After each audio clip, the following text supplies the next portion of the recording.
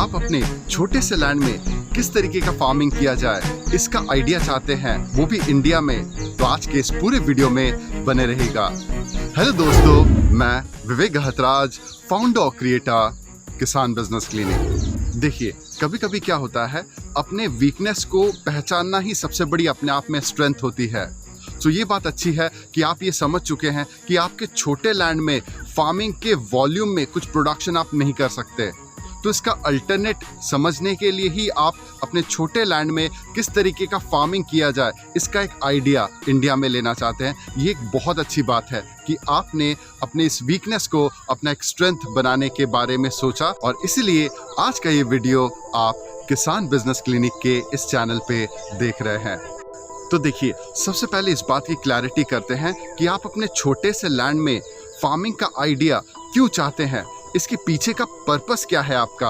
अगर इस चीज की क्लैरिटी शुरुआत में ही अगर आप रखते हुए स्टार्ट करते हैं, तो आपका ये फार्मिंग आइडिया की पूरी जर्नी काफी फ्रूटफुल रहेगी आपके लिए। फॉर एग्जाम्पल, अगर आप अपने खेत में कुछ उगा के प्रोडक्शन का कॉन्फिडेंस गेन करना चाहते हो, तो आपके छोटे से लैंड में एक आइडिया करने के लिए ऐसा क्रॉप चूज कीजिए जिसको मल्टीपल हार्वेस्टिंग कर सके।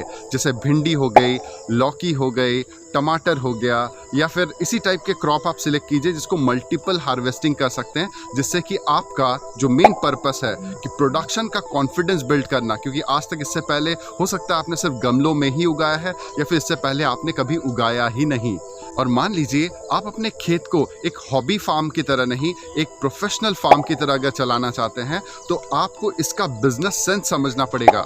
बिजनेस सेंस मतलब हो गया कि आपको पता होना चाहिए कि किस लिए लोग पैसा पे करते हैं।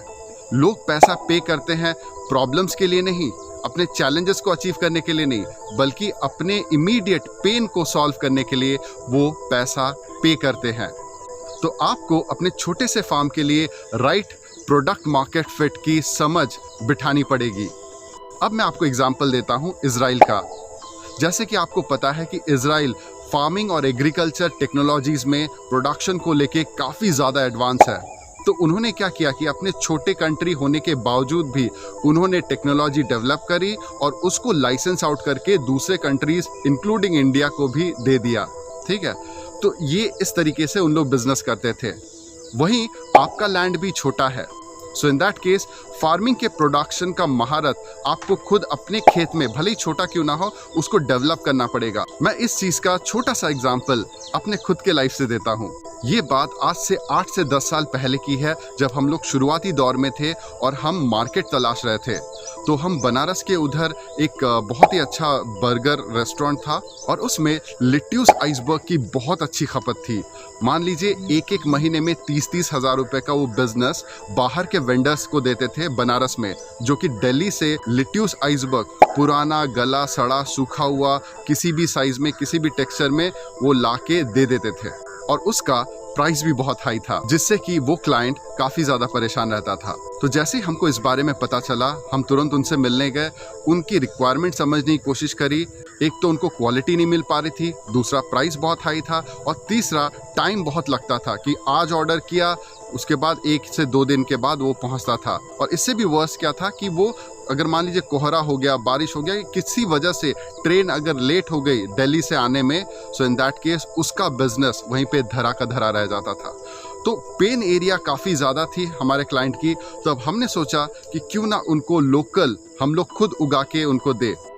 तो जब शुरुआती दौर में लिट्यूस आइसबर्ग हमने अपने खेत से उगा के अपने क्लाइंट को दिया, तो ना ही वो राइट साइज में था, ना राइट शेप में था, ना राइट स्टेज पे हार्वेस्टिंग उसकी हुई थी, और ना ही उसका वो क्वालिटी आ पाया था।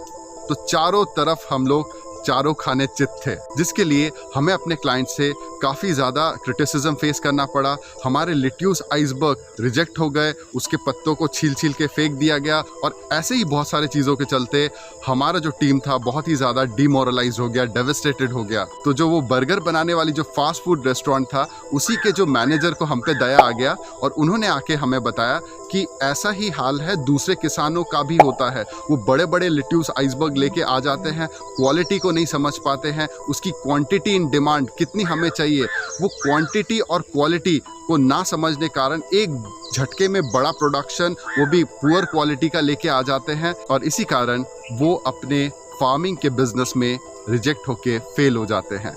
तो फिर हमने उस फास्ट फूड रेस्टोरेंट के गाइडेंस में हमने प्रोडक्शन लेना स्टार्ट किया। कुछ ट्रायल्स एंड एरर्स हुई बीच के एक आध बैच में, और फिर हम वो परफेक्शन को अचीव कर गए जो नॉर्मल किसान अपने एक शॉट में अचीव नहीं कर सकता। उसके बाद क्या था, उसके बाद फिर हमने अपने पूरे फार्म पे उसी तरीके से स्केल अप करना स्टार्ट किया। बट एक लेवल के बाद और एक लिमिट से ज़्यादा हम अपने लिमिटेड खेत में उससे ज़्यादा प्रोडक्शन नहीं ले पाते थे, और इसी वजह से हमने अपने फार्म के जो टेक्नोलॉजी है, जो तजुर्बा है, जो हमने सीखा था, उसको हमने इस टेक्निक को लाइसेंस आउट करके दूसरे फार्मर्स को दे दिया, जो कि हमारे दिए हुए गाइडेंस में हमारे कहे अनुसार वो उसी क्वालिटी का बीज लेते हैं, उसी सीज़न में उगाते हैं और उसी क्वांटिटी में ही प्रोडक्शन लेते हैं, ताकि आने वाले दिनों में उनके फार्म के प्रोड्यूस को कोई रिजेक्ट ना कर पाए। और इसी वजह से हमारे छोटे लैंड होने के बावजूद भी हमने उसको स्केल अप करके दूसरे फार्मर को टेक्नोलॉजी प्रोवाइड की, इजराइल कंपनी जैसी, क्योंकि हमारी जो पकड़ थी वो सेल्स पे थी, मार्केटिंग पे थी और टेक्नोलॉजी पे थी।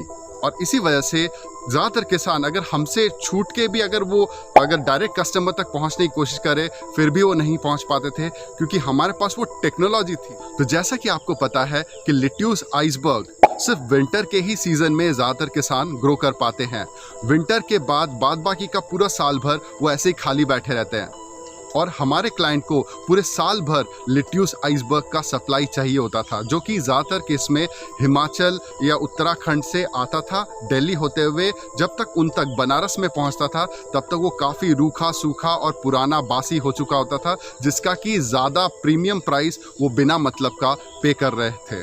और कस्टमर के इसी बर्निंग प्रॉब्लम को हमने अपने किसान बिजनेस क्लिनिक के फार्म पे सॉल्व किया। तो जैसा कि आपको पता है कि मेरा जो बैकग्राउंड है वो बायोटेक्नोलॉजी का रह चुका है, तो हमने एक ऐसे बैक्टीरिया कल्चर के कॉम्बिनेशन को डेवलप किया जो एक्सट्रीम ठंडी और एक्सट्रीम 40 डिग्री तक के टेम्परेचर को झेल सकता है। अगर वो कॉम्बिनेशन है पौधों के जड़ों में दिया जाए और उसको स्प्रे किया जाए, तो वो एक्सट्रीम टेम्परेचर के शॉक को झेल सकते हैं। उसमें बोल्टिंग नहीं आती है। जैसे आपको पता है ना, लिट्यूस आइसबर्ग में ज़्यादा टेम्परेचर अगर हो जाता है गर्मी का, तो उसमें फ्लावर आ जाते हैं, बोल्टिंग हो जाती है और पौधा खत्म हो जाता है। ना उसमें टेस्ट बचता है क्योंकि वो कड़वा हो जाता है, और ना ही उसमें वो क्वांटिटी आ पाती है जिसके चलते उस वॉल्यूम में सेल करके हमको फायदा मिल सके।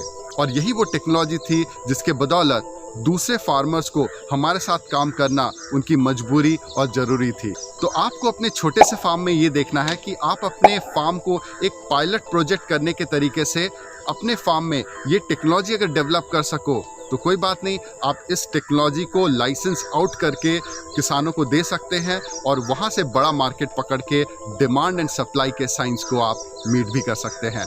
और यस, अगर आप इस रिसर्च और डेवलपमेंट के ग्राइंडिंग में नहीं जाना चाहते, आपको वो टेम्परेचर कंट्रोल वाली टेक्नोलॉजी चाहिए होती है, सो इन दैट केस आप हमारे किसान बिजनेस क्लिनिक के ऑनलाइन ट्रेनिंग प्रोग्राम को ज्वाइन कर सकते हो, जहाँ पे इसी टेक्नोलॉजी को हम अपने स्टूडेंट्स के साथ खुले तरीके से साझा करते हैं। क्योंकि ये समर आ रहा है, तो कैसे उस बैक्टीरिया कल्चर को आप अपने फार्म में ग्रो करोगे, तो ये वो टेक्नोलॉजी है जो नॉर्मल पौधों को बोल्टिंग होने से, बर्बाद होने से बचाती है, फ्लावरिंग आने से बचाती है। तो जैसा कि आपको पता है, समर आ रहा है, गर्मियों का सीजन स्टार्ट हो रहा है, तो कैसे आप अपने जो फ्रूट, सैलड, वेजिटेबल्स को बोल्टिंग होने से गर्मी में बचा सकते हो। और यही सारी चीज़ें आपको कोई फार्मिंग के ट्रेनर्स या फिर फार्मिंग के कंसल्टेंट, आपको इतना डेप्थ नॉलेज आपको हमारे किसान बिजनेस क्लिनिक के चैनल के अलावा और कोई नहीं बता सकता।